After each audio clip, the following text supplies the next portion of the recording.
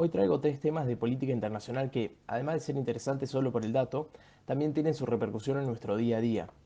La primera tiene que ver con que en Estados Unidos se conoció el resultado del índice de precios al consumidor interanual del mes de mayo, que arrojó un 8% de inflación acumulada en tan solo 12 meses. Este número, que para nosotros quizás significa la inflación de solo 2 meses, es alarmantemente alto en el país de Norteamérica porque ellos están acostumbrados históricamente a tener un máximo de un 1% de inflación interanual. Pero la pandemia y la guerra en Europa del Este podríamos decir que aceleraron este proceso de derrumbe de la economía estadounidense, que sigue empeorando cuando muchos otros países, como por ejemplo China, ya recuperaron sus números respecto a la crisis generalizada causada por la pandemia de COVID-19. Este dato en sí tiene dos repercusiones de inmediatez para la administración de Biden y una de largo plazo. La primera tiene que ver con que está en peligro su secretaria de Tesoro, Janet Yellen, quien parece estar en el ojo de la tormenta para ser reemplazada después de las elecciones, como una especie de chivo expiatorio. La segunda tiene que ver exactamente con esto. El 8 de noviembre de este año se van a llevar a cabo las elecciones de medio término de Estados Unidos. Y esa va a ser la mayor prueba que tenga que enfrentar Biden, porque todo indica que no le va a ir bien y que podría perder la poca ventaja que tiene en el Congreso, lo que bloquearía su administración aún más todavía. Y la última repercusión tiene que ver con las elecciones de 2024, y por eso digo que son más de largo plazo, porque todavía estamos hablando de que faltan 2 años. Para estas elecciones, Biden, quien va a tener 82 años para ese entonces, ya dijo que planea volver a presentarse, pero podríamos decir que su gobierno, perdón, es uno de los peores en la opinión pública estadounidense, con solo un 39% de ciudadanos que lo aprueba hoy en día, o sea que su imagen positiva es muy baja. Conocemos ya la relación directa entre crisis económica y crisis de gobierno, y Estados Unidos está desde hace bastante tiempo girando hacia ese camino. Y puede que Biden sea quien reciba el próximo golpe en las elecciones, tanto de medio término de noviembre de este año como en las del 2024. Veremos si Donald Trump, que ya se está midiendo, planea volver en el 2024 y ser el candidato republicano para esas elecciones. El segundo tema tiene que ver con el destino de la ex dictadora de Bolivia, Yanine Áñez, quien fue condenada a 10 años de cárcel efectiva en el marco de una serie de, causas caratuladas golpe de Estado. Lo que se demostró en estas causas fue que la entonces senadora Áñez aprovechó la crisis política del gobierno de Evo Morales, se proclamó presidenta de la Cámara Alta de ese país, armó una asamblea paralela ilegal de la que solo participaron los senadores opositores, y a partir del voto de esos senadores, que representaban algo así como un tercio del total de la Cámara Alta, se proclamó presidenta de Bolivia. Para resumir, se la condenó por violar la Constitución y las leyes que indican el proceso de sucesión de presidentes en Bolivia. Más allá de la condena, yo quería destacar dos datos. El primero es que esta condena es la primera y la más evidente porque Áñez fue la cara visible del golpe. Pero ahora la investigación va a seguir sobre aquellos que la apoyaron y que de alguna forma le dieron ese apoyo político para que lleve adelante ese golpe. Entre estas personas están el actual gobernador de Santa Cruz de la Sierra, Fernando Camacho, quien es un fanático religioso evangelista que durante el golpe entró con una Biblia al Palacio Quemado, que es la casa de gobierno boliviana, como la Casa Rosada acá.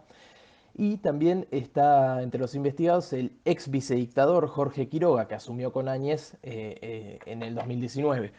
Habrá que ver si más adelante se lleva adelante una investigación sobre los responsables civiles, como los grupos económicos o religiosos que empujaron el golpe intentando imponer un sistema social antipluralista y antipopular que prefiere una minoría sobre una mayoría y saltándose para llevar adelante esto todos los mecanismos previstos por la Constitución.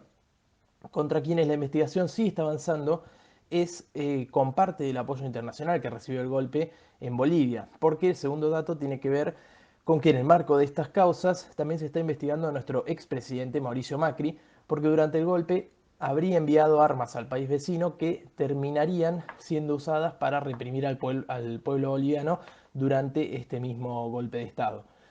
Lo cierto es que la condena de 10 años a Áñez tiene sabor a poco, más aún si no es la primera en una larga lista de condenas que le sigan.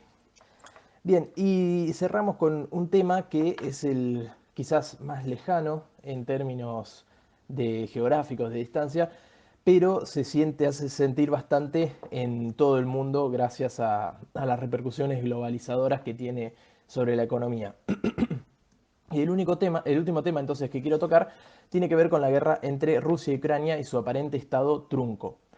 Se conoció en los últimos días que el presidente de Rusia, Vladimir Putin, tiene la intención de llevar adelante referendos en las zonas ucranianas que tiene bajo su control para anexarlas políticamente a su país y forzar al presidente ucraniano Volodymyr Zelensky a rendirse. Ocurren dos cosas con Rusia.